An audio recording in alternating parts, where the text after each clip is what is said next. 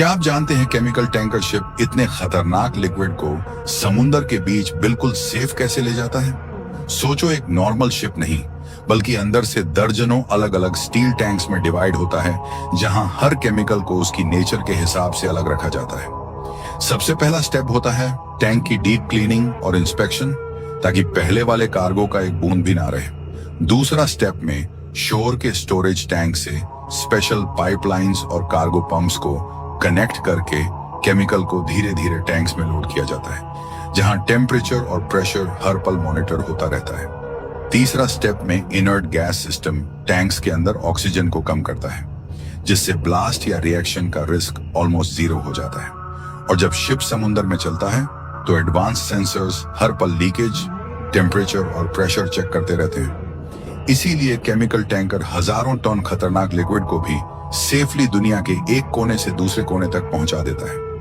अगर आप भी इस जबरदस्त मरीन टेक्नोलॉजी से इंप्रेस हो तो कमेंट में लिखिए टेक्नोलॉजिया।